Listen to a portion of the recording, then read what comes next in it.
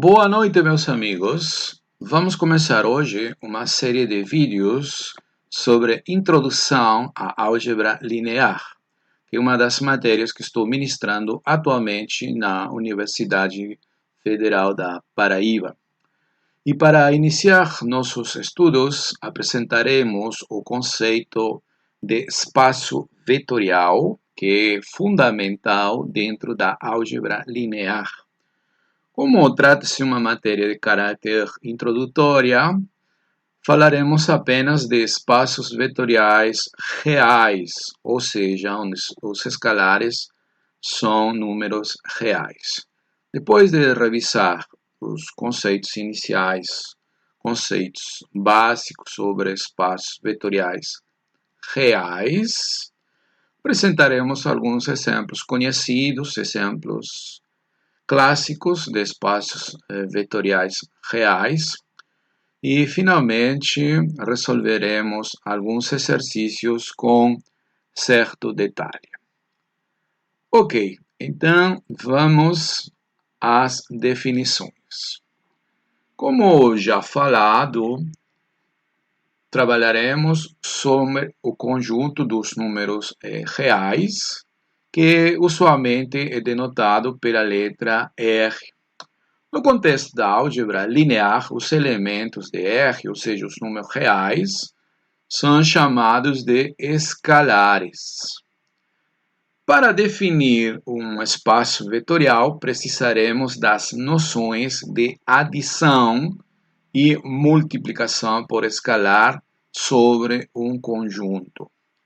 De maneira geral, dado um conjunto não vazio V, por adição em V, vamos entender uma função que faz corresponder a cada par de elementos UV de V, um único elemento que vai ser denotado dessa forma, um único elemento em V, e que vai ser chamado de soma de U com V. Por outro lado, uma multiplicação por escalar em V é também uma função que, nesse caso, vai associar, vai fazer corresponder a cada número real A, cada escalar A e a cada elemento U de V, um único elemento do conjunto V, denotado dessa forma, e que vai ser chamado, denominado múltiplo escalar de U por A. Ok, de maneira formal, uma adição é uma função que a gente vai denotar dessa forma, né? Como é uma função, ela precisa de um domínio. Então, o domínio, nesse caso, vai ser o produto cartesiano de V com V, e o contradomínio vai ser o próprio V. Então, como trata-se de uma função, vai pegar um elemento do cartesiano, ou seja, um par ordenado, o V, e vai associar, vai fazer corresponder um único elemento de V. Esse único elemento vai ser denotado dessa forma, U mais V, e vai ser chamado de soma de U com V. Então, essa operação aqui, essa função, é a chamada adição em V. Adição em V. Por outro lado, a multiplicação por um escalar também é uma função, nesse caso vai ser denotada com um ponto, mas o contradomínio vai ser o cartesiano de R com V. E o contradomínio vai ser o conjunto V. Então, novamente, como é uma função, a cada elemento do cartesiano RV, né? Ou seja, um par ordenado formado por um escalar e um elemento de V, para corresponder um único elemento de V, que vai ser denotado dessa forma, né? AU, e que, como já falado, vai ser chamado de múltiplo de U por A. Então, essa função que acabamos de definir essa operação é chamada de multiplicação por escalar. Por escalar em V. Escalar em V. Muito bem. Ok. Então, não esquecer, por favor, que a adição e a multiplicação são ambas funções, certo? Mas a diferença é que, no caso da soma, o domínio é o cartesiano V com V, e no caso do produto ou multiplicação por escalar, o domínio é R cartesiano V. Mas ambos têm contradomínio o V. Perfeito.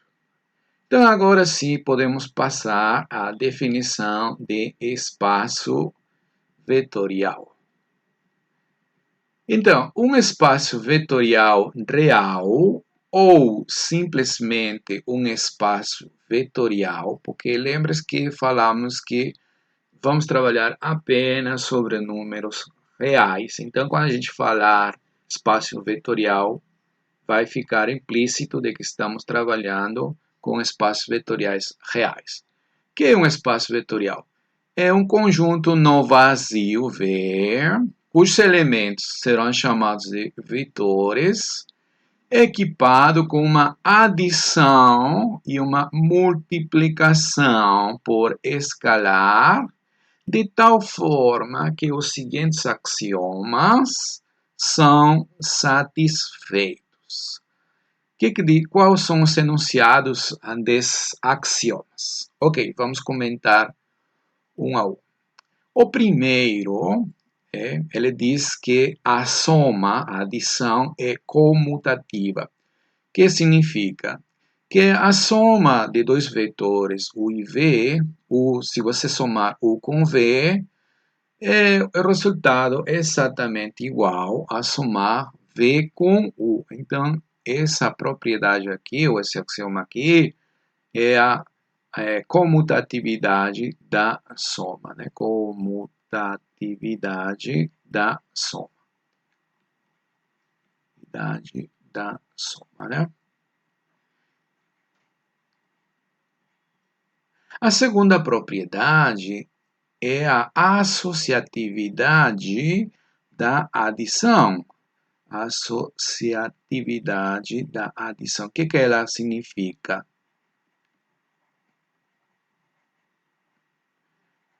Pois bem, ela diz o seguinte: dados três vetores, ou qualquer tripla de vetores, U, V e W em V, se você somar U com V e depois somar com W, o resultado é o mesmo que se você somar U com a soma de V com W. Ou seja, em outras palavras, você pode associar de maneira diferente e o resultado vai ser o mesmo. Tá? O terceiro axioma, né, diz que existe um elemento que vai ser denotado dessa forma e que vai ser chamado de vetor nulo, com a propriedade de que se você somar qualquer vetor com o vetor nulo, o resultado vai ser o próprio vetor. Obviamente, por causa da comutatividade, isso aqui também vai ser igual a somar o vetor nulo com U. Então, o vetor nulo que vai existir, né? Ele tem a propriedade de que, somado a qualquer vetor, o resultado é o próprio vetor. O axioma 4, ele diz que, dado qualquer vetor U em V, existe um elemento, ou seja, outro vetor, que vai ser denotado, esse daqui é uma notação, né? Menos U, como vai ser um elemento de V, um vetor em V, e ele vai ser denominado vetor oposto de U. E qual é a propriedade? Que se você somar U com seu vetor oposto, o resultado vai ser o vetor nulo, né? Obviamente, esse resultado aqui vai ser exatamente igual a somar o vetor oposto, menos U, né? Mais U. Por causa da comutatividade exigida no axioma U. Veja então que essas quatro primeiras condições, esses quatro primeiros axiomas, são relativos à soma, né? À adição. A primeira é a comutatividade, somar vetores de maneira diferente, o resultado é igual, U mais V igual a V mais U. A segunda permite associar três vetores de maneira diferente. A terceira, né, exige a existência de um elemento chamado vetor nulo, denotado assim com o símbolo zero, de tal forma que a soma de qualquer vetor com o vetor nulo, o vetor zero, vai dar o próprio vetor. E a quarta, né, que todo vetor possui um inverso, ou um vetor oposto, né? É a propriedade que se você somar o vetor com o seu vetor oposto, o resultado é o vetor zero. Ok, o axioma 5 ele é uma espécie de associatividade do produto escalar. Em que sentido? Para todo par de escalares AB, né, números reais, e todo vetor U, multiplicar escalarmente A pelo resultado de multiplicar escalarmente V por U é exatamente igual a multiplicar primeiro esses escalares, ou seja, aqui eu não coloquei esse pontinho, porque está implícito que aqui você está multiplicando dentro dos números reais. Então, esse resultado vai ser um número real, aí você pode multiplicar escalarmente pelo vetor U e o resultado vai ser igual a fazer aquela operação mencionada, ou seja, multiplicar escalarmente A pelo resultado de multiplicar escalarmente V por U. Ok? O sexto axioma, a sexta condição, é uma espécie de distributividade do produto escalar com relação à adição, né? Para qualquer número real, qualquer escalar e qualquer par de vetores, o produto escalar, ou multiplicação por escalar de A por a soma desses vetores é a mesma coisa que multiplicar escalarmente A com U, né? E somar com o resultado da multiplicação A vezes V. O sétimo axioma também é uma distributividade, nesse caso, da soma com respeito ao produto, né? Mas aqui temos que ter cuidado, né? Essa soma, aqui na parte 6, essa soma aqui, por favor, é uma soma de vetores, né? U mais V, certo?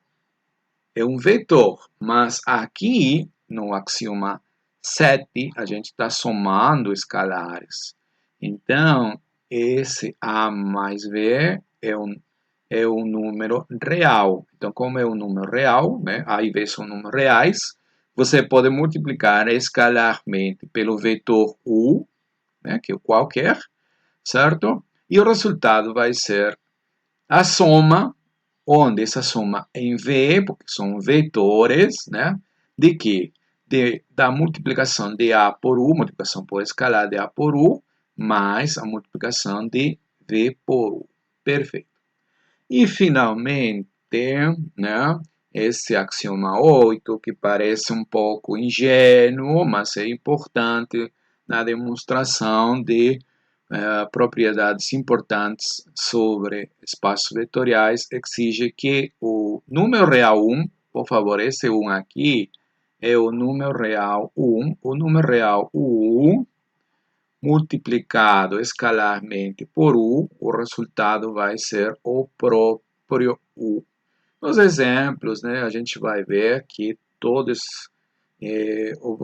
vamos ver, por exemplo, o significado geométrico desse último axioma aí.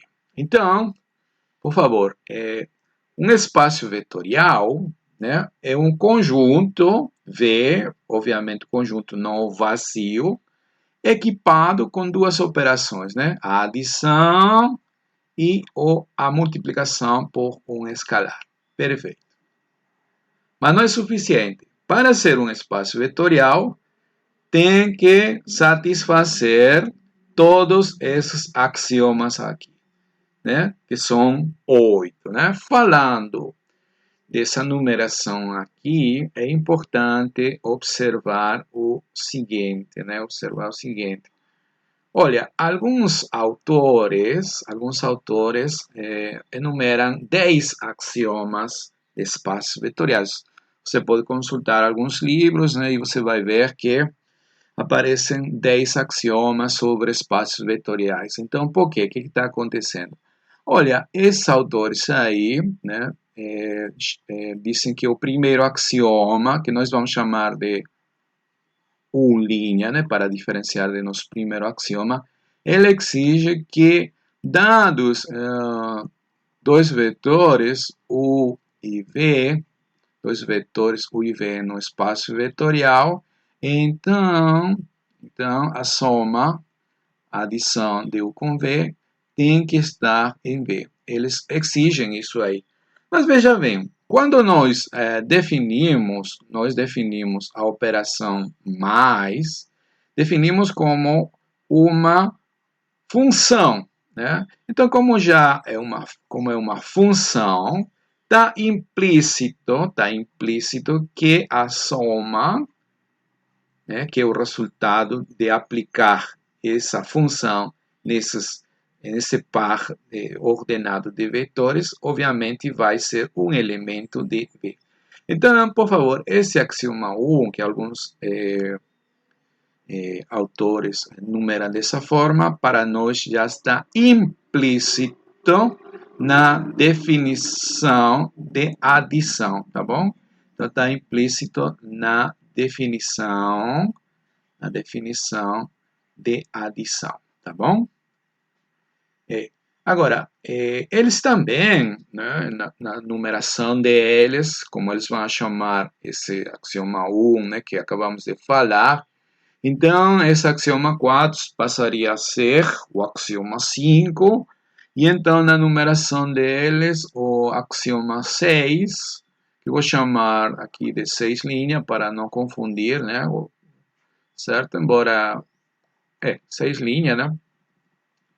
Ele diz o seguinte, dado um escalar A qualquer, dado A um escalar e um vetor, né?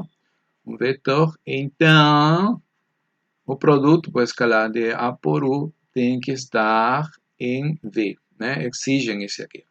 Mais uma vez, isso daqui já está implícito na definição de produto por escalar.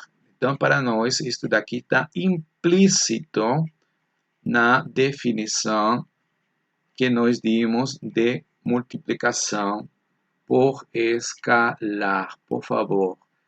Por quê? Porque, mais uma vez, nós definimos a multiplicação por um escalar como uma função, né? Uma função. Então, como é uma função definida sobre R por V com valores em V, então, já pela própria definição, o par ordenado formado por A e V, né? Para corresponder esse elemento que já está em V.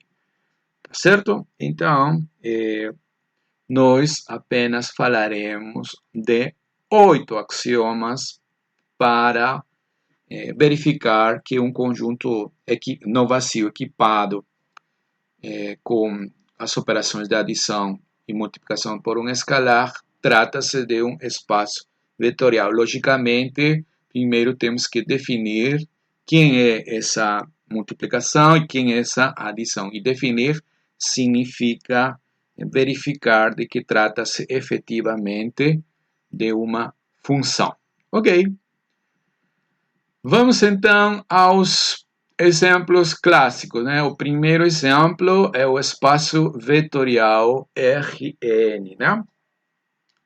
Então, vamos lembrar aqui que o espaço, como conjunto, né, Rn, é o conjunto formado pelas N-uplas, né, vamos chamar de x1, x2, x3, né, etc., até xn.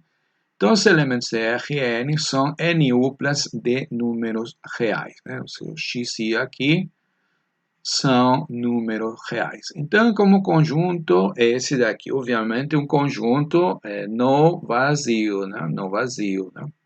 Certo? Por exemplo, 000, 111 pertencem a Rn, certo? Bom, para ser um espaço vetorial, precisa de duas operações. Então, vamos pegar dois elementos, né? Sejam o, digamos que U tem essa cara aqui, x1, xn e v, digamos, y1, né? yn, dois elementos de Rn, ok? Então, definimos a soma desses elementos, né, candidatos a serem vetores, U mais B, como, né, essa soma tem que estar definida, então, bem definida, né, então o resultado tem que ser um elemento de Rn.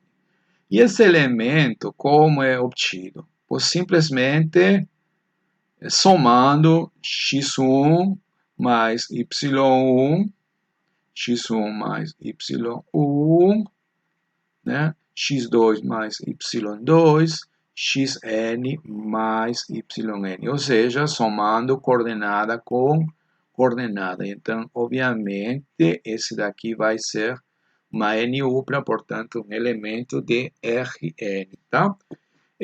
Se nós tomamos um escalar aqui, né? Vamos dizer aqui, sejam o V elementos e A um escalar qualquer. A um escalar qualquer, né? Vamos definir o produto de A por U, certo? Então, A por U, o resultado tem que ser novamente uma N-upla. Como obtemos essa N-upla?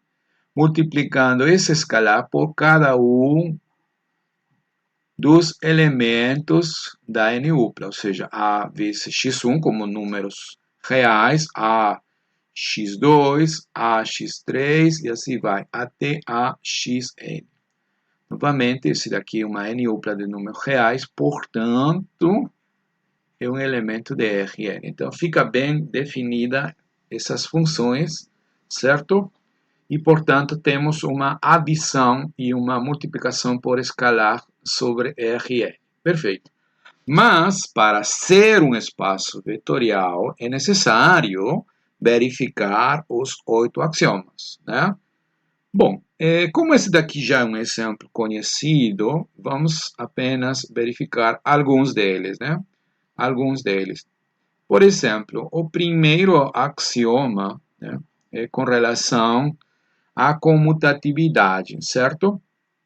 Veja bem, pela definição, né, pela definição de soma, certo? Com a notação acima, a soma foi definida dessa forma, né? Então, veja bem, vamos copiar aqui. U mais B foi definido, né, como sendo x1 mais y1,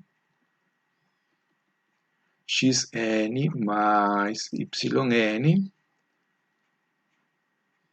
E aqui, em cada coordenada, estamos dentro dos números reais. A soma dentro dos números reais é comutativa. Então, nós podemos trocar a ordem e escrever assim, ó, y1 mais x1, né? yn mais xn, certo? Mas então, pela definição, né, como foi definido a soma, isto aqui seria a soma do vetor V com o vetor U. E, obviamente, essa igualdade vale para qualquer par de vetores. Então, é verificado a comutatividade da adição, né? A associatividade você pode verificar do mesmo jeito, né?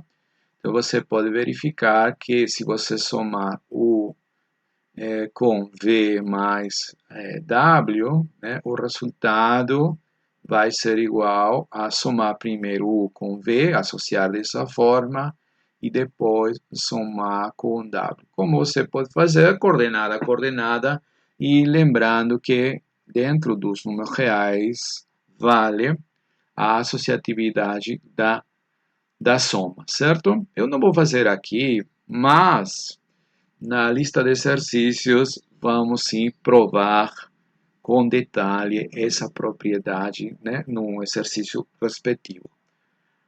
Ok, o terceiro axioma, né, exige a existência de um elemento zero, um vetor nulo. E nesse caso aqui, né, lembrando que em Rn, quem vai fazer o papel de vetor nulo vai ser justamente a n-upla formada por zero, 0, 0, 0. Todas as entradas, todas as coordenadas vão ser iguais a zero, correto? Muito bem, se você somar 0 com U, né, 0 com U, como o vetor zero, o vetor nulo tem coordenada zero, você terá que somar zero com a coordenada de U, né? Estamos usando a notação anterior. U tem coordenadas x1, isso, então a próxima será 0 mais x2, 0 mais xn, não é isso? E agora, cada um desses aqui é o zero real. E o zero real somado com qualquer número real é o próprio número real. Então, o resultado vai ser x1, aqui x2, etc., xn, né? Que é o próprio u, certo? E vale isto para qualquer vetor, né? Isso, e pela comutatividade, obviamente, isso aqui vai ser igual a u mais zero. Então, está garantido a existência do vetor zero. Então, por favor, este daqui seria o vetor zero, o vetor nulo, ok? O axioma 4, né, exige que todo vetor tenha um vetor oposto, né? E esse vetor oposto que deve existir é denotado dessa forma. Então, nós definimos o vetor oposto dessa forma aqui, ó. Menos x1, certo? Agora, se esse menos x1 é o oposto aditivo, o inverso aditivo, do número real x1. Aqui será menos x2, menos xn. Então, trata-se de uma n-upla, não é isso? Então, esse daqui vai ser um elemento de Rn. Sim, e o que é importante é que se você somar U com menos U, certo? Ou seja, com esse vetor que você acabou de definir, ó, essa notação aqui, 2 pontos igual, significa que estou definindo, tá bom? Então, U mais menos U, pela definição de soma, é x1, tenho que somar com quem? Com a primeira coordenada desse vetor aqui, que nesse caso é menos x1, não é isso? A segunda, x2 mais menos x2. A última, xn, que é a coordenada última de U, mais menos xn, não é isso? Muito bem. E esse resultado, obviamente, vai ser o vetor cujas entradas são todas iguais a zero e que, por definição, é o vetor zero, certo? Ok. Então, nessa anotação aqui, eu esqueci, mas então estamos definindo aqui o vetor zero, tá bom? Estamos definindo o vetor zero e provando que efetivamente trata-se do vetor nulo e, nesse último caso, esse menos u seria o vetor oposto, né? O vetor oposto, o vetor inverso, alguns chamam dessa forma, né? O vetor oposto de U, né? U é arbitrário, então todo vetor possui um oposto. Beleza? Ok, as outras propriedades, né, são fáceis de provar. A 5 é uma espécie de associatividade do produto por um escalar, né? A 6 e a 7 são propriedades distributivas, certo? Então, vou deixar aí como exercício, né, simples de verificar, são exemplos clássicos, está nos livros, não é isso? E, finalmente, o axioma 8, né? Ela diz que 1 multiplicado escalarmente pelo vetor U tem que ser igual a U. E, de fato, isso acontece, porque, veja bem, aqui seria o produto de U vezes x1 e aqui 1 vezes xn, certo? E esse resultado, obviamente, vai ser x1 aqui, xn na última coordenada, e toda essa n upla é exatamente o vetor U, certo? Como já falado, aqui eu não vou verificar alguns axiomas, né? Porém, na lista de exercícios, na segunda parte, faremos todos os detalhes, perfeito? Bem, as operações que acabamos de definir, elas têm uma interpretação geométrica bastante interessante, certo? Vamos interpretar geometricamente elas para facilitar nossa vida em R2.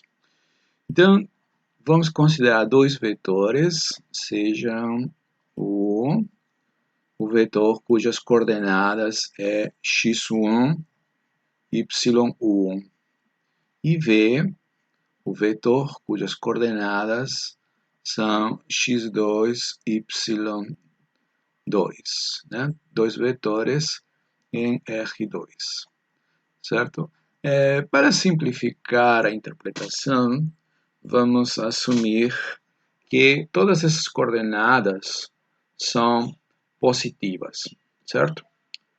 Ok, então é um curso de cálculo vetorial, né?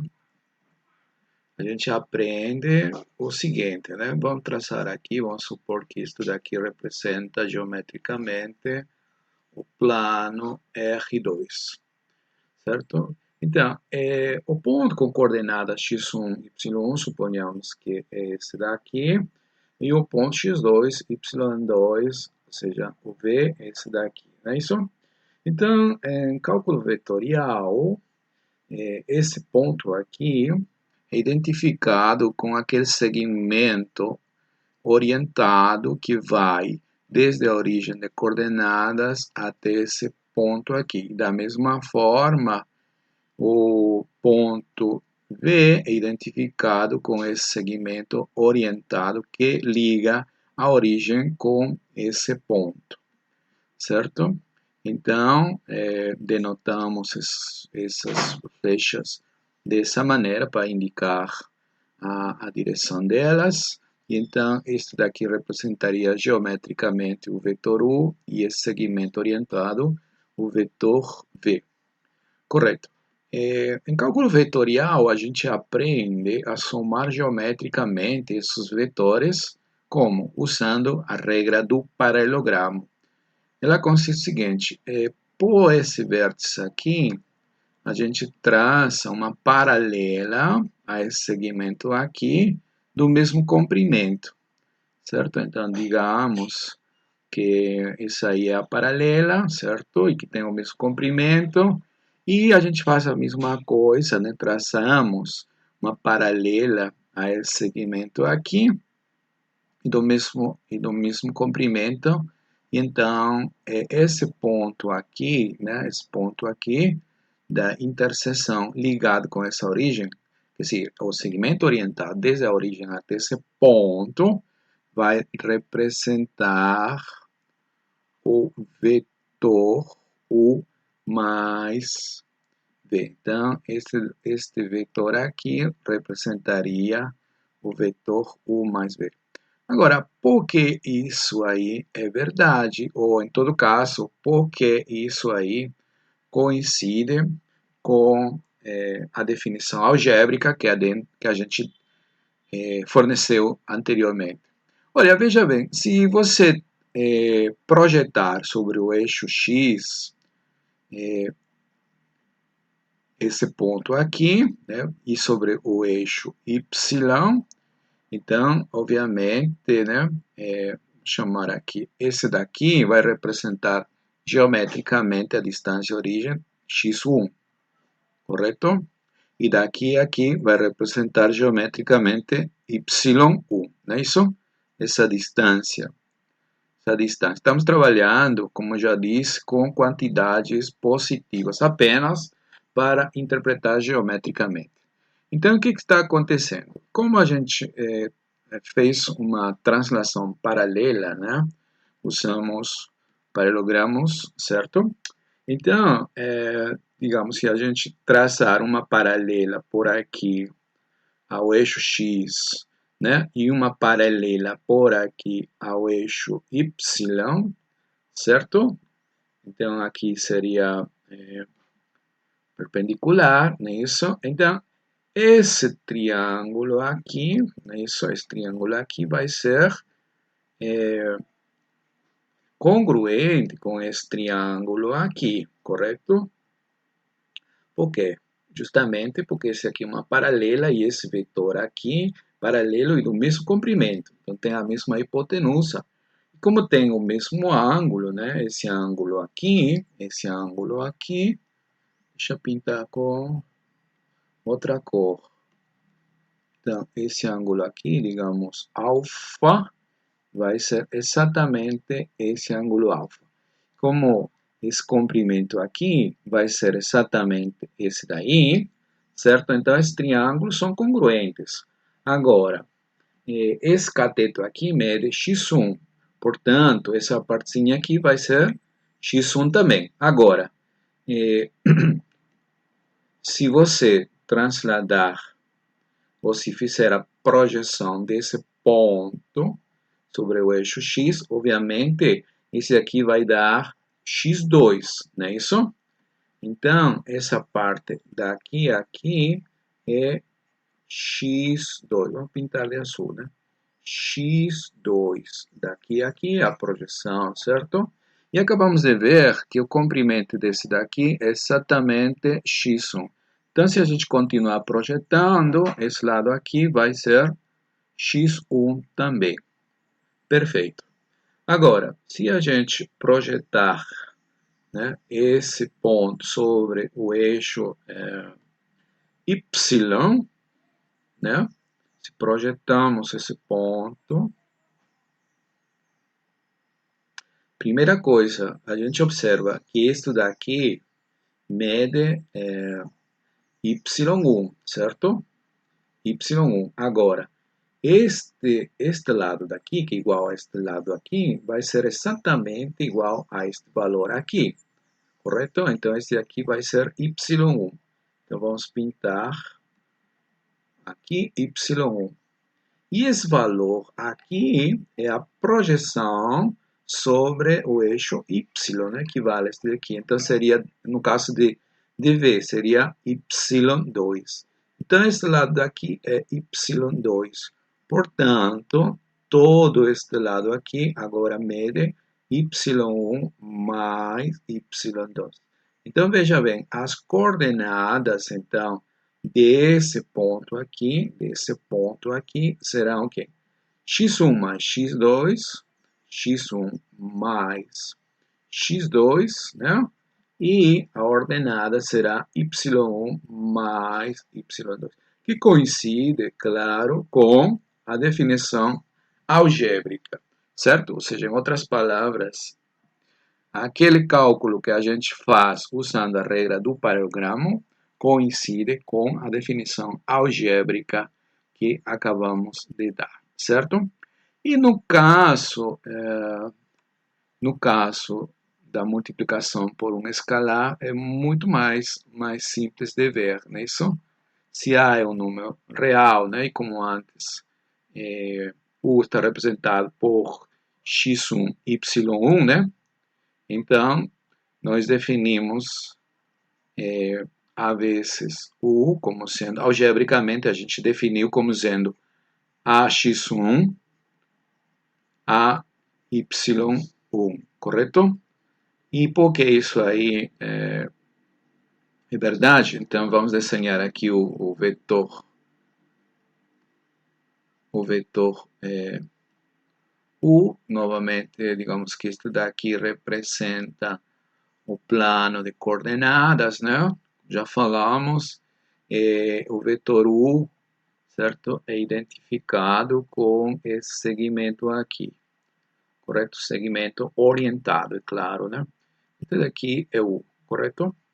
E ele tem, se você projetar, então, esse daqui é a coordenada x1, né? E se projetarmos sobre o eixo y, essa coordenada aqui é o YU. Perfeito. Agora, multiplicar por A, suponhamos, só para facilitar nossa vida, suponhamos que esse A é positivo, mas ainda que A é maior que 1, né? Então, como A é maior que 1, AX vezes 1 seria multiplicar, né? Quer dizer, vai aumentar essa coordenada, né? Por exemplo, se A for igual a 2, digamos, vai chegar até esse valor. E se A for 2, então digamos que vai chegar a esse valor, não é isso? Então, o novo vetor, A vezes U, seria então aquele que tem justamente, deixa eu fazer aqui, esse vetor aí pintado de negrita, né?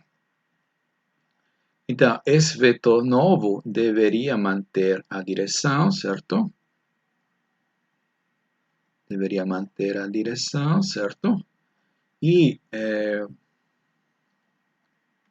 as coordenadas desse vetor aqui agora serão a vezes x1, a vezes y1. Né? Isso, ou seja, este daqui vai representar geometricamente o vetor A. Logicamente, se A é menor que 1, o que vai fazer e maior que 0, o sentido não muda, né? Porém o comprimento fica menor. Mas se A é menor que 0, então o sentido, nesse caso, vai mudar. Perfeito. Bem, vamos ver agora outro exemplo, o espaço vetorial R infinito, das sequências infinitas de números reais. Em primeiro lugar, como conjunto R infinito, a gente vai usar essa notação para denotar aquela coleção de sequências infinitas. Ou seja, os elementos vão ser da seguinte forma: x1, x2, x3, vou colocar mais um aqui, x3, e assim, infinitas, sequências infinitas, né? Todas caracterizadas porque todos esses elementos aqui são números reais, né? x1, x2, x3, todos esses caras são números reais. Ok, então isso é como conjunto, né? Mas um espaço vetorial precisa estar equipado de operações, né? Duas operações. Então vamos considerar dois elementos aqui, digamos duas sequências, U igual a sequência formada por x1, x2, x3, né? V igual a sequência formada por y1, y2, y3, etc. Né? Elementos de R infinito. Então, como a gente define a soma? A soma U mais V tem que ser uma nova sequência, né? Então, por definição, essa nova sequência é igual a x1 mais y1, a primeira coordenada, a primeira entrada vai ser a soma daquelas duas primeiras coordenadas. A segunda coordenada vai ser somar as segundas coordenadas, x2 mais y2, x3 mais y3, né? Etc. Ok? Obviamente, esse daqui vai ser um elemento de R infinito, ou seja, uma nova sequência infinita de números reais. E por outro lado, né, se A é um escalar, A é um número real, então definimos o produto ou multiplicação por escalar de A por U como sendo a sequência cujos componentes, cujas coordenadas são a x1, produto, como são números reais, a gente está multiplicando dentro dos números reais, não é isso? AX2, AX3, né? Etc. Correto? Você já pode ter notado que tem muita semelhança entre o espaço Rn e esse espaço R infinito. Claro, nesse caso aqui as sequências são infinitas e no caso de Rn são n-uplas, ou seja, uma sequência finita, certo? Quando a gente falar de subespaços vetoriais, né, veremos nessa linguagem que Rn, para qualquer n, é um subespaço vetorial do espaço das sequências infinitas. Certo? Mas ainda a gente, claro, não provamos que esse daqui é um espaço vetorial. Apenas equipamos ele com duas operações.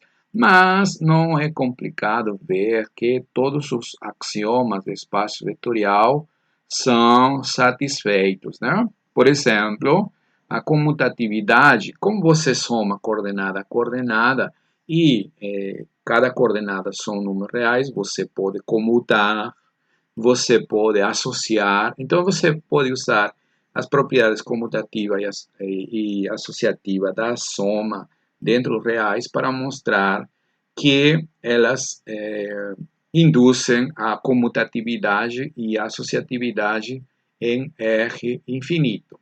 Por outro lado, né, quem seria a sequência zero, a sequência nula, o vetor nulo, né?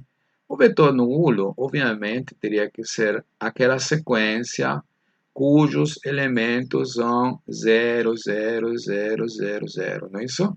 Então, esse daqui é um elemento de R infinito e tem a propriedade de que zero, né? Vamos pôr aqui, este daqui seria o axioma 4, né? Aliás, o axioma 3, né? Os outros axiomas, os dois primeiros, eu apenas mencionei, né? Então, 0 mais o U, claramente, como você vai somar coordenada a coordenada e cada coordenada vai ser somada com zeros, então não vai ser alterado, vai dar o próprio U. Quem seria a sequência inversa de U? Sequência inversa de U, né, seria aquela que somada com U, o resultado tem que ser a sequência nula. Então, como a soma é coordenada, é lógico que a sequência oposta de U tem que ser aquela formada, ou aquela que tem como coordenadas os opostos aditivos de cada coordenada. Então, seria menos x1, menos x2, menos x3, né? E assim, ok? Então, esse daqui, novamente, é uma sequência infinita de números reais e tem a propriedade que se você somar A com essa nova sequência, o resultado é, obviamente, zero, né? Porque eu vou somar x1 com menos x1, zero. x2 com menos x2, zero. x3 com menos x3, zero. Mas 0, 0, 0 é justamente a sequência zero, correto?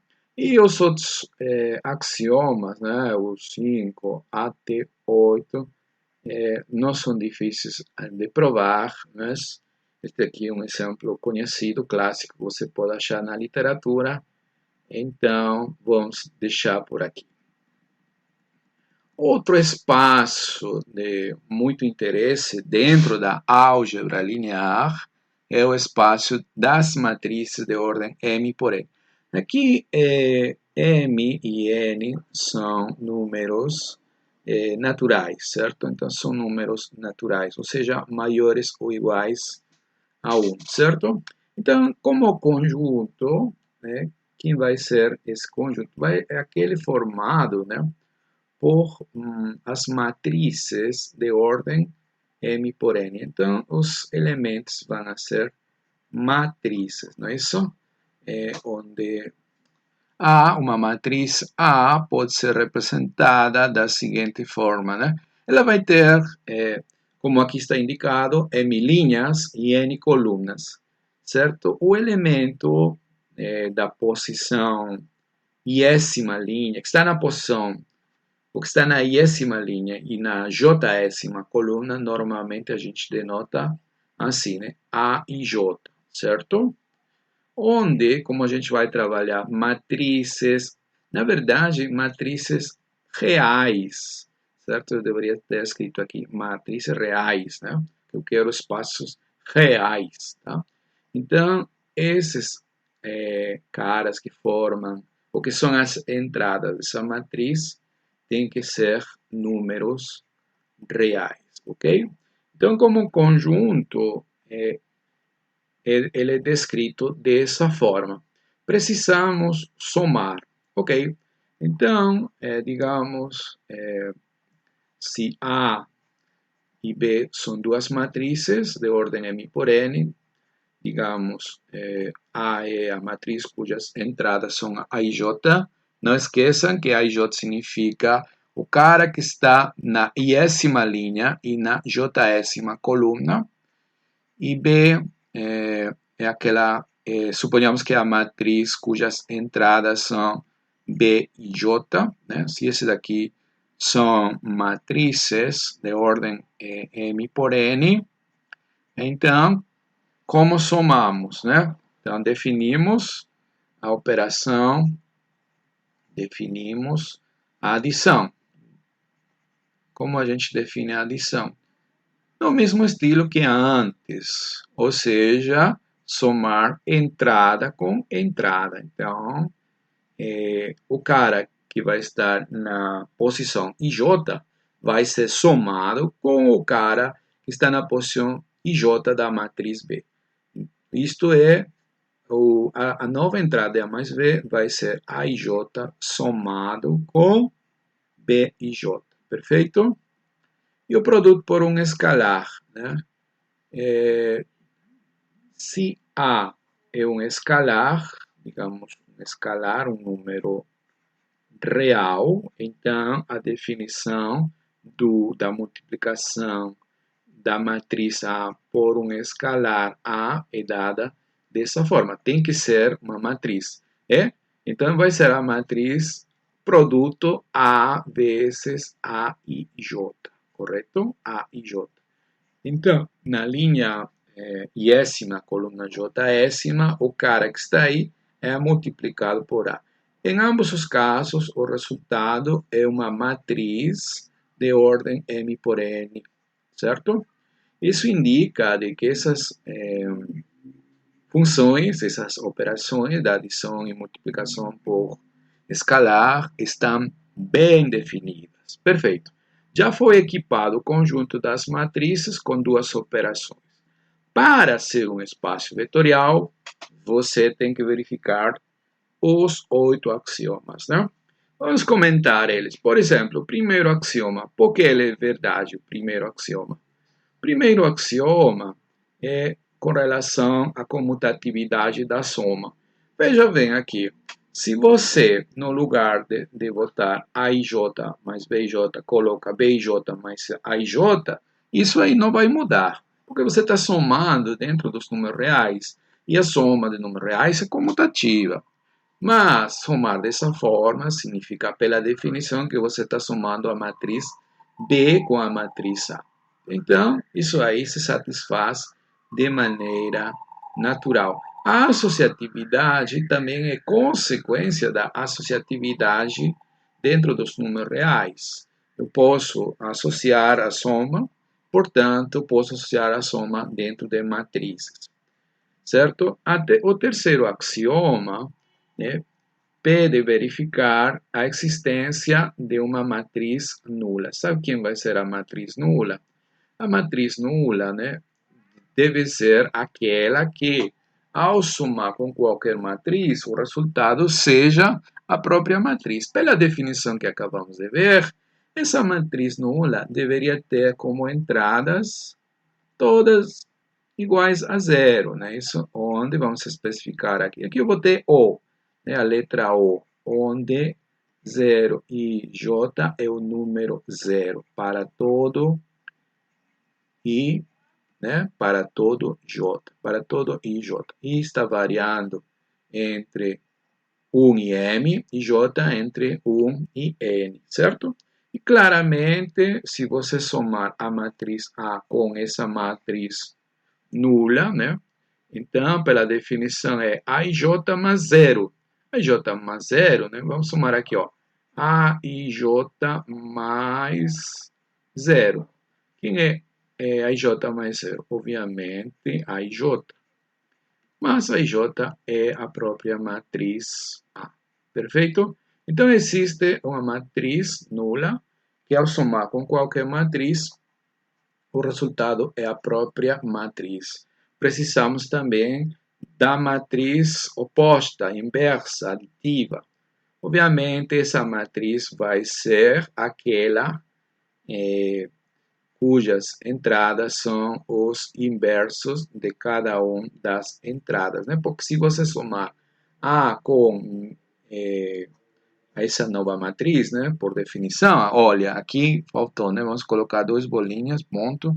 Estamos definindo, né? Definindo dessa forma, A mais essa nova matriz, o resultado vai ser, a conta aqui vai ser AIJ, né? Mais, é, mais menos AIJ, né? E isso daqui, obviamente, vai ser zero, a matriz cujas entradas são todas iguais a zero, é a matriz zero. Perfeito? Ok, e os outros axiomas podem ser verificados também tranquilamente. Então, os axiomas 5 a 8 eu vou deixar aí como tarefa para vocês, né? É um exemplo clássico, então aparece resolvido nos livros, né?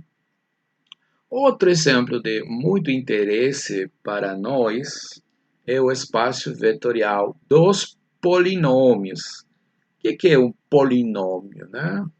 Então, para o pessoal que não está muito familiarizado com polinômios, né? Um polinômio, vamos lembrar aqui, né? Um polinômio vai ser uma expressão, um polinômio, né? Na verdade, esse R aqui vai indicar que os coeficientes que a gente vai trabalhar estão dentro dos números reais, né? Com coeficientes em R e na indeterminada, esse x vai indicar que x representa a indeterminada, na indeterminada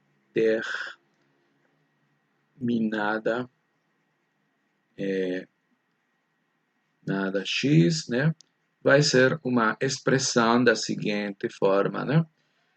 Uma expressão algébrica da seguinte forma.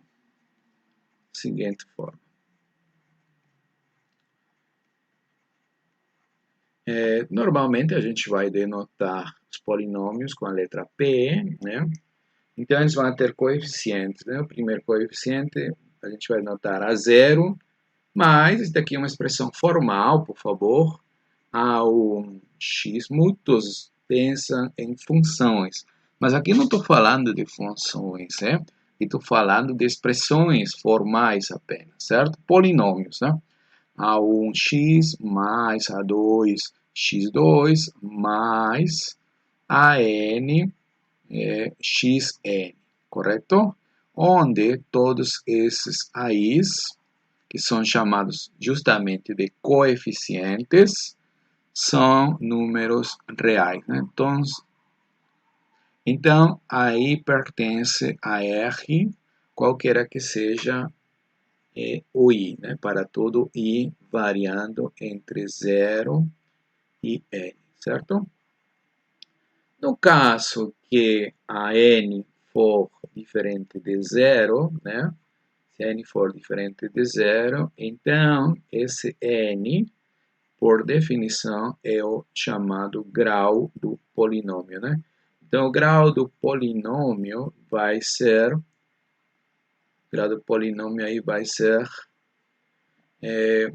aquele, digamos, expoente máximo de tal forma que seu coeficiente seja diferente de zero, tá? O grau desse polinômio.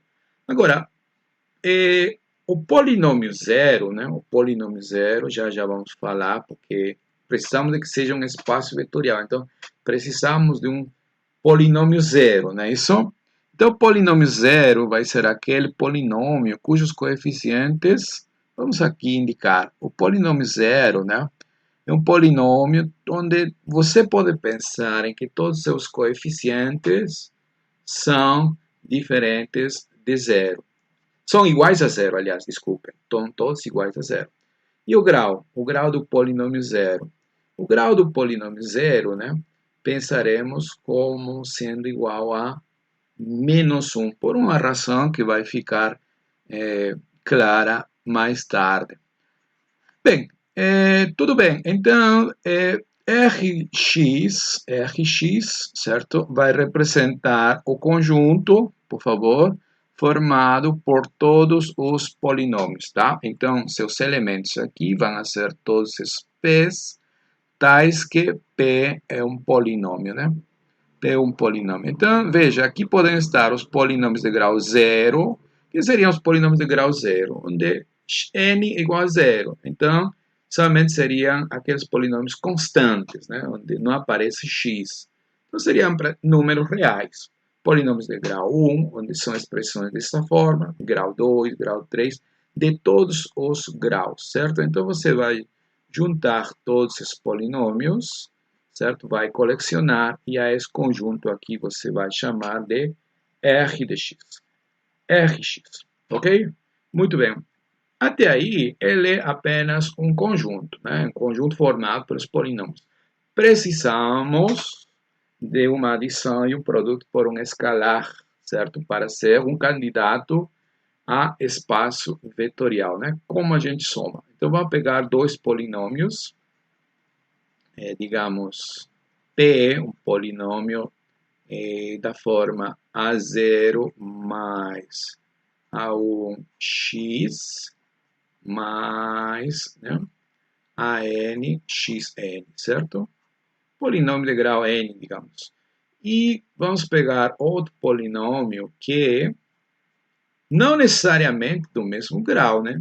Então, ele vai ter a seguinte forma, b1x mais bm, certo? Vamos supor que o grau desse polinômio aqui é m, certo? Ok, aqui estão todos os polinômios, né? Então, você pode pegar um polinômio de grau 5 e por aí outro polinômio de grau 8, né?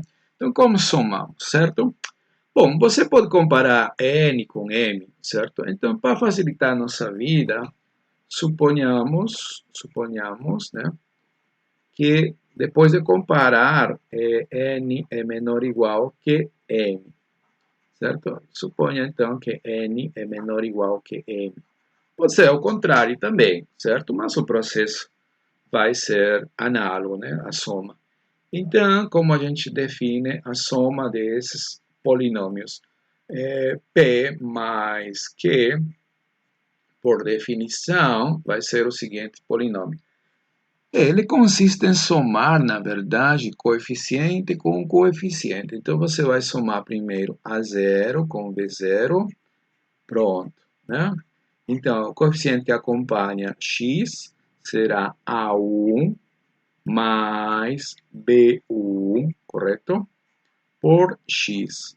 Mas, né, em algum momento você vai chegar ao coeficiente que acompanha xn. Como a gente está supondo que m é maior ou igual que n, então você vai somar o coeficiente an com o coeficiente bn, certo? Ok. A partir daí, entendes que an mais 1 já é zero. An mais 1 já é zero, não é isso? Olha, inclusive eu vou, certo? Vou considerar aqui o caso onde é menor estrito mesmo, tá? Menor estrito, né?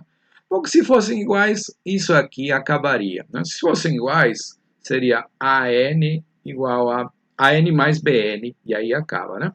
Então, supondo que N é menor, então AN mais 1 já não está mais, é zero. Então, aí você continua a soma, né? Bn mais 1 não tem com quem somar, em todo caso, somaria com zero, dá a mesma coisa. Então, isso aí continua até chegar ao coeficiente Bm, o grau M, certo? Se fossem iguais, acabaria aqui. Beleza? Então, é dessa forma que você soma. Por outro lado, se A é um número real, se A é um número real, então como você define o produto por escalar AP? Isso daqui é simplesmente, dado esse polinômio, esse A vai multiplicar a cada um dos seus coeficientes. Então você vai ter A por A0, né, o coeficiente de grau 0, mais A por A1, certo? Vezes x mais, né, A por AN. Esse vai ser o último coeficiente, o coeficiente de grau N, correto? Muito bem. Em todo caso, né, tanto a soma de P mais Q como o polinômio A vezes P são polinômios. Então, ele mora aqui. Mora aqui, certo? E este daqui, essa soma também, por favor, mora aqui. Correto? Perfeito. Então, essas operações de adição e multiplicação por um escalar também definidas. Muito bem. Para ser um espaço vetorial, novamente, você tem que verificar os 8 axiomas. A soma é simples. Quer dizer, a comutatividade da soma. Porque você pode aqui mudar a ordem, né? Pode mudar B0 com A0, né? B1 mais A1 e assim sucessivamente. Então, o resultado vai dar Q mais P. A associatividade é exatamente igual.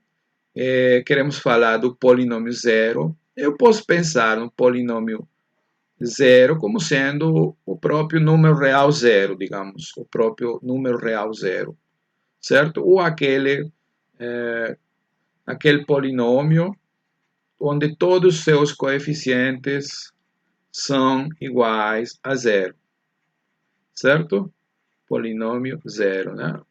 Se você pensa dessa última forma, onde todos os seus coeficientes são zero, então, quando você somar um polinômio qualquer com o polinômio zero, o resultado vai ser o próprio polinômio, certo? Uma convenção aqui que vai ficar mais clara depois é que quando falemos de subespaços vetoriais, vai ficar claro porque a gente vai definir dessa maneira, tá? O grau desse polinômio vamos definir como sendo igual a menos 1, tá? Depois, no próximo vídeo, eu vou explicar isto aqui. Sim, e quem é o menos o polinômio P? Precisamos de um inverso, né? O inverso do polinômio. É simplesmente colocar o menos, certo? Em cada coeficiente. Ou seja, os coeficientes desse novo polinômio são simplesmente os inversos aditivos dos coeficientes do polinômio original, certo? Então, esse menos P certo? Vai ser o polinômio definido dessa forma, né? Obviamente, esse daqui vai morar aqui. E quando você somar P com esse polinômio menos P, certo? Como a soma é coeficiente a coeficiente, eu vou somar a zero com menos a zero, o resultado vai ser zero. A1 menos A1 é aquele coeficiente que acompanha x, o resultado é zero. AN com menos AN, no coeficiente que acompanha xn, o resultado é zero. Então, um polinômio onde todos os seus coeficientes são zero. Quem é? O polinômio zero. Perfeito? Professor, e os outros axiomas? Os outros axiomas são também tranquilos, fáceis de demonstrar. Ok, outro exemplo interessante é o espaço vetorial das funções reais, certo? Que notação é esse daqui? Olha, a princípio esse I aí, né, vai denotar um intervalo da reta. Né? Pense em um intervalo, pode ser aberto, pode ser fechado, né? Ou fechado em um dos extremos, aberto no outro, né? Qualquer uma dessas combinações. Então, intervalo de R, certo? Ok, então esse conjunto aqui, né? Esse conjunto aqui, a princípio como conjunto, seus elementos vão ser funções. Então, os elementos vão ser funções, f, cujo domínio é I e que toma valores em R, ou seja, são funções reais definidas sobre I. Então, a condição é que f é uma função, certo? Muito bem. Então, você juntou todas as funções aqui e denotou esse conjunto dessa forma, né? Então, por definição, certo? Estamos definindo aqui, né? Então, a gente denota assim, né? Dois pontos iguais, né? Para falar que estamos definindo. Ok. É um conjunto. Como definimos a adição e a multiplicação? Então, como os elementos são funções, temos que saber somar. Então, vamos pegar dois elementos, né? Sejam somar funções, né? Sejam f e g dois elementos desse conjunto, f e r. Então, ambas são funções reais com domínio i. Então, f mais g, por definição, né? Definimos, então vamos escrever aqui, definimos f mais g como sendo a nova função que tem domínio i, certo? I toma valores em R, então, qual é a regra de correspondência? A cada x faremos corresponder a soma de f avaliado em x, que é um número real, mais g avaliado em x. Isso aqui, né, dessa forma que a gente definiu, né, f mais g vai ser novamente uma função real, porque vai tomar valores reais, certo? E a cada x vai fazer corresponder um único número real definido dessa forma. Então, uma função real definida sobre i. Então, ela vai estar nesse conjunto aqui. Ok, professor, e o produto por escalar? Bom, o produto por escalar também é definido de maneira natural, né? Se A é um número real, então o produto A por F tem que ser uma nova função. Que função é essa? É a função, né? Como queremos que pertença àquele conjunto F, então ela tem que ser uma função que tem domínio I, toma valores em R, e a cada x faz corresponder o produto de números reais a vezes fx. A é um número real, f avaliado em x é um número real, então a vezes f é uma função real definida sobre, e, portanto, pertence a esse conjunto. Então, agora, esse conjunto tem duas operações, né? Duas operações, a adição e a multiplicação por um escalar. Para ser um espaço vetorial, e de fato é com essas operações, você tem que verificar os axiomas, certo? Os axiomas são consequência, ou quer dizer, os primeiros, pelo menos comutatividade, associatividade, são herança da comutatividade, associatividade dos números reais, né? Porque você trabalha aqui, ó, você está somando aqui, multiplicando aqui. Na verdade, todos os axiomas, né, vão ser consequência das propriedades de números reais, ok? Mas é bom comentar que a função zero, né, tem que existir um vetor zero, nesse caso uma função zero. A função zero tem que ser simplesmente aquela função de tal forma que a cada elemento de i faz corresponder o número zero, certo? Este é o real zero, ou seja, seria a função constante zero, tá? Esse daqui não é outra coisa que a função constante zero, não é isso? E por que ela zero? Porque se você somar f com a função constante zero, pela própria definição, é simplesmente somar valores, as imagens, eu teria que somar f de x mais zero, resultado f de x, correto? Então, isso vai funcionar como vetor zero. E o vetor oposto, ou seja, a função oposta à função f, vai ser a nova função que a cada x faz corresponder o oposto aditivo de f de x, certo? E então você pode verificar facilmente que f mais menos f é igual a zero. Por quê? Porque quando você avalia essa nova função, pela definição vai ser somar f em x com somar com menos f em x, que por definição é menos f em x. F em x mais menos f em x vai dar zero para todo mundo. Então, o resultado vai ser a função zero, correto? Perfeito. Então, nesses exemplos anteriores, né, omitimos alguns detalhes, né, porque já são exemplos conhecidos, aparecem na literatura. Bem, aqui vamos então considerar, ou vamos resolver alguns exercícios e vamos tentar entrar nos detalhes, certo? Então, exercício número 1. Considere esse conjunto aqui, ó.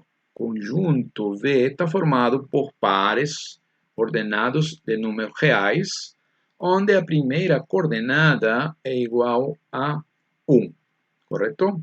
E esse x é qualquer coordenada, qualquer número real. Então, é como queremos ver se esse conjunto é um espaço vetorial ou não, né? Primeira coisa é esse conjunto tem que ter operações, né? Então, está definindo aqui. Defina essas operações, né? Pega dois elementos, digamos, o x e outro um y, né? E como soma? O 1 deixa quieto aí na primeira e soma na segunda, x mais y. Olha, a cara desse resultado aqui, pela cara, é um elemento de V. Então, esse daqui é um elemento de V. Perfeito? E a definição da multiplicação por escalar é a seguinte. 1 deixa quieto e multiplica A por x na segunda coordenada. Novamente, esse daqui é um elemento de V, porque em V estão os pares ordenados, onde a primeira coordenada é 1 e a outra pode ser qualquer. Então, temos definidas duas operações, também definidas essas operações. Determine se V com tais operações é um espaço vetorial. Certo? Olha, para ser um espaço vetorial, tem que satisfazer os 8 axiomas. Caso um dos axiomas falhe, Então, deixa de ser automaticamente um espaço vetorial. Então, vamos lá. Esse aí parece que é um espaço vetorial. Vamos lá. Né? Antes deixa aqui já chamar os elementos, né?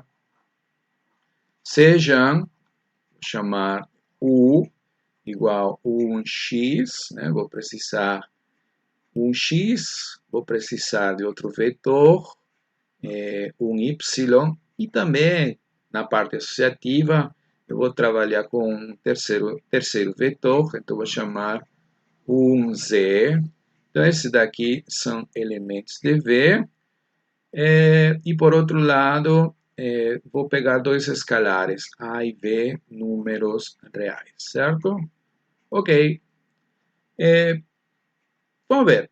Primeiro axioma, será comutativo? Olha, parece que é comutativo, né? Porque um deixa você quieto e x mais y pode ser trocado como y mais x. Então, pela definição, u mais v é igual ao quê? Vamos copiar u x mais y, certo? Né? Como já falei, aqui você pode trocar dessa forma, como sendo y mais x, certo? Mas isto aqui seria a definição de quê? Da soma de v com u, não é isso? Vem u, você deixa quieto, deixa 1 na primeira coordenada e soma a segunda coordenada de v, que seria y, com a segunda coordenada de u.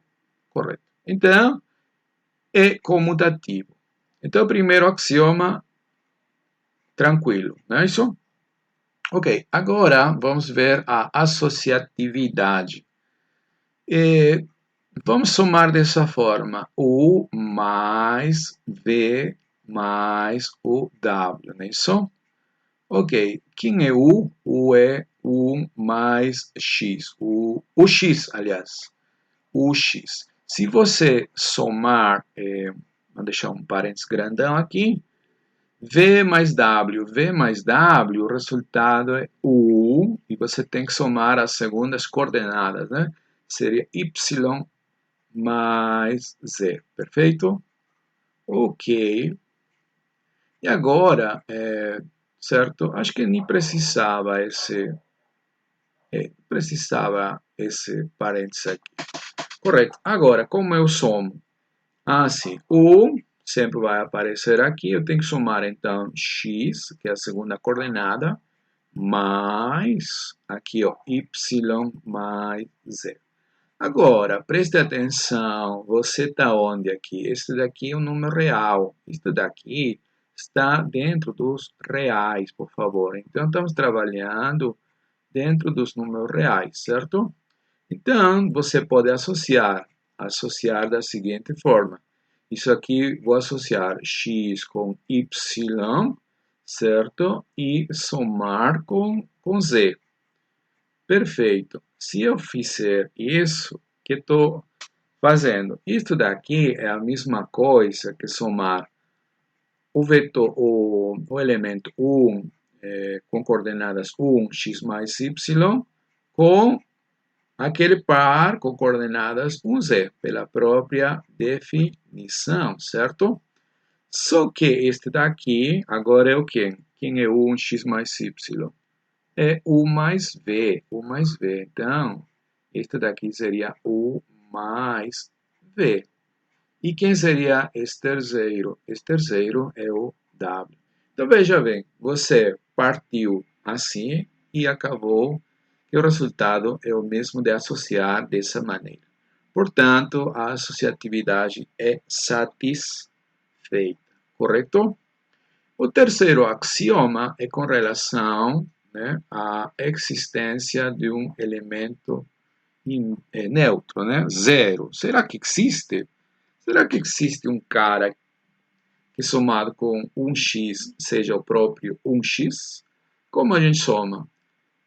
Somamos as segundas coordenadas apenas. Então, quem seria esse cara?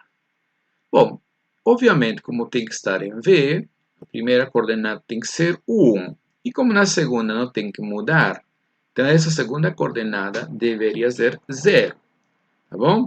Então, considere esse vetor aqui, ó, esse elemento de V, 0. Vamos denotar por 0 assim. Estamos denotando o que par? O par 1, 0, tá bom? Agora, ele tem a cara dos elementos de V, perfeito? Então, o que acontece? Se você somar um vetor qualquer, né, com o 0, certo? Vamos copiar aqui. Quem é U? Opa, deixa eu apagar aqui. Isso aqui é igual, né? Quem é U? U é um x, né? Qualquer vetor, pode ser V, pode ser W, qualquer um, tá? Um x. E agora, some com um 0, né? Que é o vetor 0 que estamos definindo aí. Como você soma? 1 fica aí, certo? E você soma x com 0, segundo as coordenadas, não é isso? E isso aqui, obviamente, vai dar x, certo? E esse daqui é o próprio u. Ah, tá. Então, esse 0 realmente é o vetor 0 aqui, certo? Aquele que a gente definiu é o vetor 0, não é isso? Certo. Então, 0 é o elemento 0 que a gente queria, não é isso? Certo. Bom, deixar aí. Propriedade, o axioma 4, né, fala que todo vetor deve ter um vetor oposto, não é isso? Então, olha, por exemplo, eu quero o inverso de U. Quem seria o inverso de U? Inverso de U. Primeira coisa, o inverso de U tem que ser um elemento de V. Então, aqui tem que aparecer 1. E a propriedade é que se você somar U mais menos U, certo? U é quem? U é 1x, né? Menos 1 menos 1, aqui tem que ser 1. E aqui eu não sei que eu vou colocar, mas ao final, né? O resultado tem que ser 1, 0, né? Mas como você soma aqui? Esse cara x tem que ser somado com o cara aqui, né, que ainda não sabemos, vamos descobrir, e o resultado tem que ser um 0, que é o vetor 0. Então, que número você vai colocar aqui? Obviamente, você vai colocar o menos x. Então, o inverso aditivo deve ter essa cara. Esse daqui é um elemento de V. E agora, se verificamos, né? Antigamente a gente não sabia, né? Fizemos um rascunho e agora sabemos. Daqui tem que ser menos x. X mais menos x, obviamente, dá 0. E um 0 é o 0 daqui. Perfeito? Então, existe um elemento inverso. Certo. Quinto axioma, né? Olha, que tal se a gente multiplicar A, nessa ordem, né? B por U, tá bom? Né? A e B são números reais, como tínhamos pegado, né? Pegamos dois números reais, A, B. Queremos ver se podemos, de alguma forma, associar ou juntar esses escalares. Veja bem, deixa aqui a primeira coisa, a gente vai operar como operamos VU. U em todo momento é o 1x. 1x, como multiplicamos escalarmente, 1 aqui e esse escalar multiplica a segunda coordenada, não é isso? Então a gente vai ter aqui U e aqui vai ser BX, certo? Ok. E agora, como a gente multiplica aqui? A por isso vai ser 1 E esse A vai passar a multiplicar a segunda coordenada desse novo vetor, que é o Vx. E aqui você pode associar, porque são números reais. Quem? Eu vou associar A com B. São números reais, né? O produto é associativo dentro dos números reais, então posso associar dessa forma. Só que associando dessa forma, isso aí não é outra coisa que a multiplicação por escalar do vetor U com o escalar AB. Então, o axioma 5 é satisfeito, certo? Muito bem. O axioma 6, deixa eu ver aqui, vamos... Certo, o axioma 6 é a distributividade do produto escalar com relação à soma, certo? Acho que eu enumerei dessa forma, né? Ou pode ser ao contrário também, mas não tem importância isso aqui, né? Vamos ver. A ordem, quer dizer, não tem importância a ordem. A vezes U mais B, né? Porque em todo caso, se eu errei a ordem, né? Se este daqui é o 7, o outro será o 6, né? Ambos axiomas serão verificados, certo? Ok, primeira coisa, quem é a soma de U mais V? Né? Pela definição, U mais V é o vetor U. U era um x e V um y. Né? Então, como se soma? 1x mais y. 1x mais y. Perfeito? Então, vamos lá. 1x mais y, né? Ok, e aqui, como se multiplica o 1, né? E esse A entra a multiplicar aqui o x mais y, né? E aqui a gente pode distribuir, né? Estamos dentro dos números reais. Isso aqui vai ser ax mais ay, certo? Isto aqui, pela definição de soma, é igual a 1ax, né? Mais o elemento 1ay, né? Porque assim foi definido, não é isso? Só que ganhamos com isso? Esse rapaz aqui é o A multiplicado escalarmente por U. E quem é esse daqui? É o A multiplicado escalarmente por V. Certo? Então, pode ser distribuído, né? Certo? O produto escalar de A com relação à soma. Né? Isso podemos distribuir produto com relação à soma. 7, vamos então distribuir o seguinte, né? Vamos somar primeiro em R, A mais B, são escalares, posso somar. Esse daqui está dentro dos reais. E esse número real, esse escalar, vou multiplicar por U, certo? Como se multiplica? Bom, aqui é o U, sempre é 1 aí, né? E, então, esse escalar aqui, que seria A mais B, passa a multiplicar a coordenada segunda de U, que seria x. E aqui já estamos dentro dos números reais, né? A gente deixa 1 aqui. Aqui temos a distributividade da soma com relação ao produto, né? AX mais BY, não é isso? Agora, pela definição de soma dentro do conjunto V, isso daqui é a mesma coisa que 1AX mais 1 BY.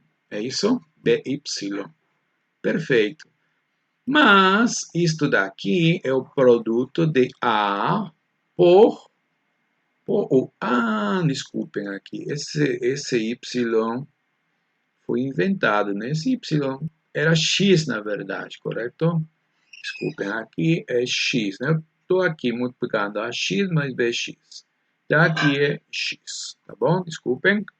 Então, aqui vai ficar 1AX, é o produto de A por 1x. E aqui é B multiplicado por 1x, certo? Que justamente A vezes o vetor U mais B vezes o vetor U. Ok? Então, axioma 7 verificado e finalmente axioma 8, que é o mais simples, certo? Temos que multiplicar o número 1 pelo U, certo? Como se multiplica? Simplesmente aqui você deixa o 1, que não tem nada a ver com isso daqui, né? E aqui você multiplica 1 por x, 1 por x, né? 1 por x, e aqui vai dar x, obviamente, que é o próprio u. E como u é qualquer, então é válido para qualquer u. Então, que a gente conclui que V é um espaço vetorial, certo?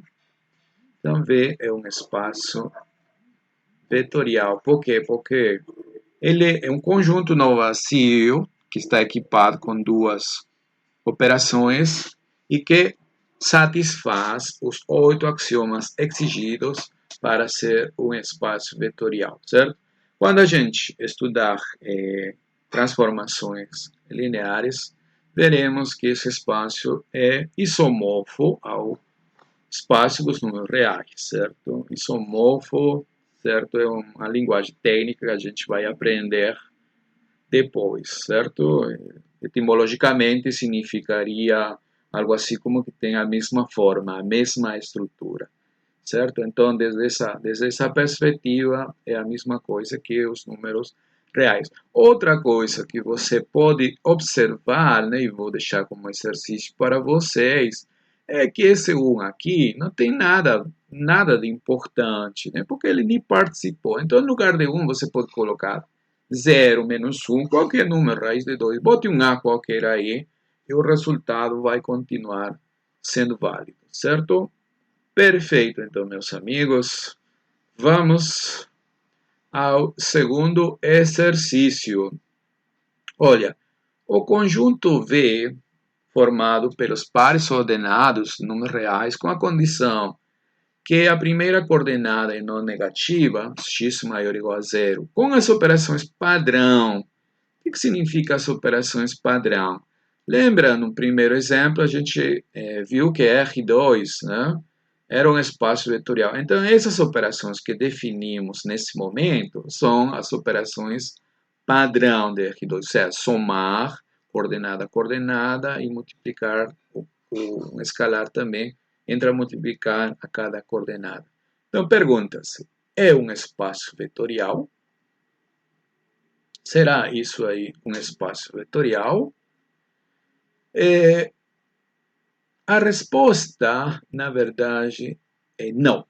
Porque não é um espaço vetorial. Olha, e é o seguinte, se você pegar, por exemplo, então vamos responder, não. Não, por quê? Veja bem,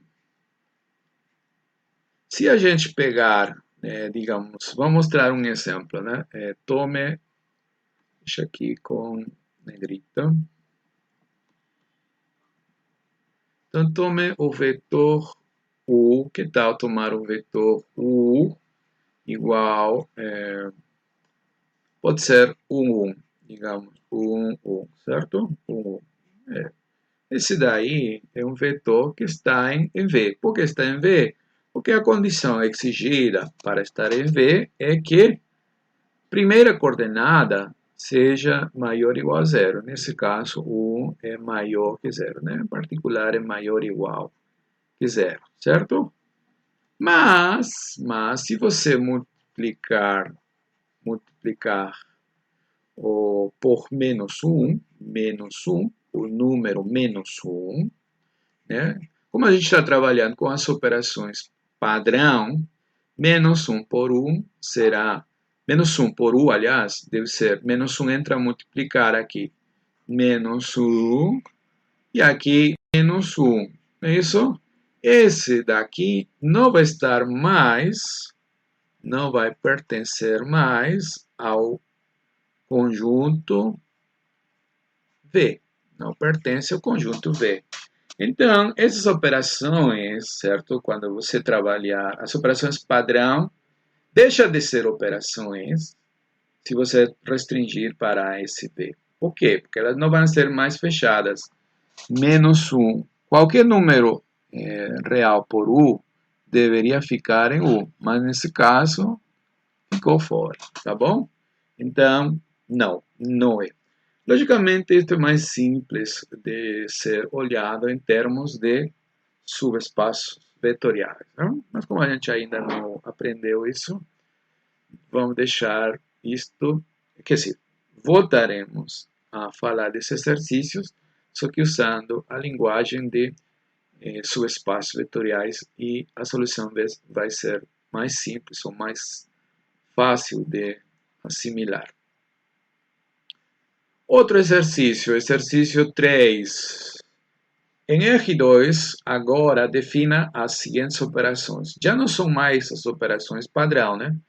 Pelo menos, olha, a segunda variou, né? A segunda variou. Olha, primeira é a mesma soma que a gente conhece. E a segunda é diferente, porque veja bem, aqui esse escalar, certo? Somente entra a multiplicar na segunda coordenada, mas na primeira sempre vai deixar zero. Então, determine se R2 com tais operações um espaço vetorial. Olha, como a primeira operação coincide com a soma padrão, é lógico que, e eu já falei que os primeiros axiomas, os 4 primeiros axiomas, são relativos à soma. Então, esses 4 primeiros axiomas vão ser satisfeitos, certo? Pelo mesmo motivo, né, que já falamos anteriormente. Então, talvez esse daqui apresente algum problema com relação aos seguintes 4 axiomas. O último axioma, veja o último axioma, estão lembrados do último axioma? O último axioma diz que U, né, o último axioma, estão lembrados? O último axioma, 8, U por um vetor qualquer tem que ser U. Se você tomar, por exemplo, se eu tomar, se U é o vetor, digamos, sei lá, 2, 3. 2, 3. Então, o que vai acontecer? Vai acontecer que U por U, segundo essa definição, né, segundo essa definição, vai dar o quê? 0 aqui, e aqui vai multiplicar 1 por 3, certo? 1 vezes 3, e isso aqui vai dar 0,3. E 0,3 não é o vetor U, certo? Então, esse axioma 8 está falhando, né? 8 falha aqui. Temos uma falha no axioma 8. Então, se um dos axiomas já falha, pode ser que outros também, né? Mas se um deles falha, então deixa de ser um espaço vetorial. Então, determine se R2 é um espaço vetorial. Resposta: não é um espaço vetorial, correto? Então, por isso que é importante, né? Além do conjunto, você tem que definir operações. Veja bem que R2 com as operações padrão é um espaço vetorial, mas com essas operações deixa de ser um espaço vetorial. Então, em geral, pode acontecer que um espaço com, aliás, um conjunto com determinadas operações seja um espaço vetorial e com outras não, certo? Pode ser também que com nenhuma delas seja, ou que com ambas seja. É possível todas as combinações, certo? Muito bem, vamos então com o seguinte exercício, que é o exercício 4. Determine se o conjunto V formado por todas as NU+ da forma XXX com as operações padrão de Rn em um espaço vetorial. Então, esse conjunto aqui, certo? Esse conjunto aqui, opa, queria pintar negrito aqui, né? Então, quem é nosso conjunto V? Nosso conjunto V é aquele formado por duplas particulares, são dessa forma. X, X, X. Todo mundo, ou todas as coordenadas são iguais, certo? A X. Beleza? Então, ele está dizendo com as operações padrão. O que está querendo dizer, né? Se eu pegar, vou pegar dois elementos, né? Pegar dois elementos, digamos, U igual a X, X, X, certo? Todo mundo igual a que pontos, né?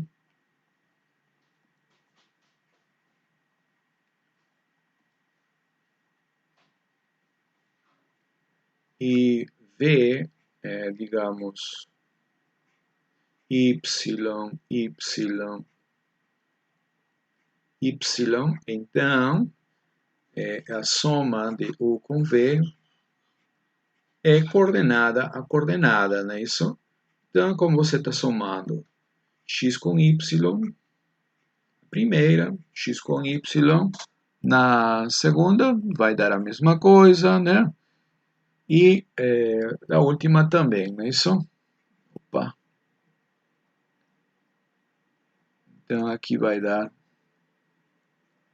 x mais y. Né? E veja bem, como todas as coordenadas são iguais, essa justamente é a condição para que more em V. Então, vai estar em V, certo? E por outro lado, se você pegar um escalar, se A é um número real, não é isso? A por U vai ser A por X. Estamos falando das operações padrão, né? A por X, certo? A por X. Isso? Todas as coordenadas são iguais. Então, isso aqui mora dentro do conjunto V. Então, essas operações estão bem definidas dentro de V. Então, candidato a ser um espaço vetorial. Precisamos verificar? Realmente não, porque como as operações são padrão, então, comutatividade vai funcionar. Né? A comutatividade dentro do RN já falamos que funciona. Associatividade também, certo? Agora, quem seria o elemento zero? Né? O elemento zero deveria ser o próprio zero de Rn. E ele é um cara de V? Sim, porque todas as coordenadas, certo? Esses pontinhos aqui estão saindo feios, né? Opa. Aqui tem que ser pontos suspensivos, certo? Pontos suspensivos, certo? Isso daqui é um elemento de V. Isso é bom. E por outro lado, o oposto de menos A, com as operações padrão, nós vimos que era o quê? O oposto aditivo de aquele cujas entradas são todas iguais ao oposto aditivo da entrada. Como aqui é x, vai ser menos x, não é isso?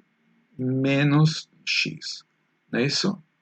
E ele vai ser um elemento de V.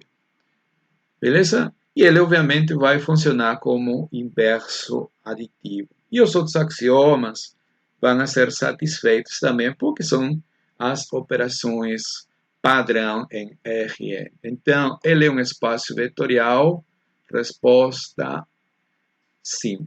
Esse exemplo aqui, certo? Pode ser visto de uma forma, ou resolvido de uma forma bem mais simples, usando a linguagem de subespaço vetorial, certo? Veremos que esse daí é um subespaço vetorial de Rn, portanto, um espaço vetorial, correto? E outra coisa mais, usando a terminologia de isomorfismos que falei no primeiro exemplo, veremos que ele é isomorfo ao espaço vetorial dos números reais, né? Ok. E para finalizar para finalizar nossa aula, vamos demonstrar que o conjunto das matrizes 2 por 2 dessa forma, com as operações padrão de adição e multiplicação por escalar, é um espaço vetorial. Vamos dar as ideias, na verdade, né? Certo? Então, vamos pegar duas matrizes desse conjunto, né? Vou chamar o conjunto dessas matrizes, vou chamar aqui de V, o conjunto de todas essas matrizes, né? Todas essas matrizes, certo? De ordem 2 por 2, não é isso? Ou vou deixar assim melhor. São matrizes e entendes que A e B são números reais, não é isso? Ok. Bem, então vamos pegar duas matrizes, seja a matriz, digamos, cujas entradas são A1, 0, 0, B1, né? E a matriz B, cujas entradas são A2, 0, 0, B2, certo? E vamos pegar também lambda, nesse caso, como estou usando A, né, aqui, vou chamar de lambda os escalares, tá bom? Então, primeira coisa, como está dizendo aqui, a soma deve ser a soma padrão. Então, você vai somar entrada com entrada, né? A mais B será A1 mais A2, certo? A1 mais A2. Aqui, ó, 0 com 0, certo? Primeira linha, segunda coordenada. Segunda linha, primeira coordenada, 0. E segunda linha, segunda coordenada, B1 mais B2. Olha, veja, pela forma dessas matrizes, está dizendo que nas posições onde I diferente de J, ou seja, 1, 2 e 2, 1, são zeros. E aqui são zeros. Nas outras posições, na diagonal principal, pode ser qualquer um, né? Então, 0, 0, certo? Então, esse aqui é um elemento de V. É importante verificar que essas operações padrão sejam fechadas. O que significa? Se você somar elementos desse conjunto, o resultado tem que ficar nesse conjunto. Nesse caso, matrizes, né? E se multiplicamos o escalar lambda por A, né? O resultado vai ser, obviamente, lambda por A1, aqui, né? Lambda por 0, 0, 0, e aqui lambda por V1, não é isso? Novamente, fora da diagonal principal são zeros, então esse é um elemento de V. Então temos V com duas operações, tem chance de ser espaço vetorial. Sim, porque as operações são as operações padrão, certo? Olha, a comutatividade e a associatividade são diretas porque já vimos que, no caso de matrizes, são satisfeitas tais propriedades. O elemento zero, a matriz zero é aquela onde todas as entradas são zeros, não é isso? Sim, nesse caso estamos trabalhando com matrizes de ordem 2 por 2. Então, ela é um elemento de V. Perfeito. Então, obviamente, ela serve como a matriz, tal que se você somar a uma matriz arbitrária A de V, arbitrária, com zero, dá zero, né? E o oposto aditivo, né? O oposto aditivo vai ser o quê? Já vimos que o oposto aditivo é simplesmente tomar aqui, né? Menos A1, menos B1. E aqui o oposto aditivo de zero, né? Que é zero, né? Que é zero, não é isso? Vamos colocar aqui, se você quiser, certo? E esse daqui vai dar, obviamente, menos A1, 0 e 0 menos B1. Continua sendo, então, um elemento de V, certo? E, portanto, como ele já satisfaz dentro das matrizes ordem 2 por 2, que é a matriz nula, então, em particular dentro de V, como esse é o inverso aditivo dentro das matrizes de ordem 2 por 2, em particular dentro de V. Certo? E os outros axiomas também vão ser satisfeitos porque são as operações padrão. Então, ele é um espaço vetorial? Sim. Mais uma vez, a solução desse exercício vai ser muito mais simples na linguagem dos subespaços vetoriais. E usando novamente a ideia de isomorfismo, veremos que esse espaço aqui é um espaço isomorfo a R2. Vai depender de dois parâmetros, certo? A e V nesse caso. Perfeito, então. Vamos parar por aqui, então, meus amigos. Certo? Espero que tenham gostado desse vídeo e a gente se encontra no próximo vídeo, onde já falaremos sobre subespaços vetoriais. Então, um abraço para vocês. Valeu!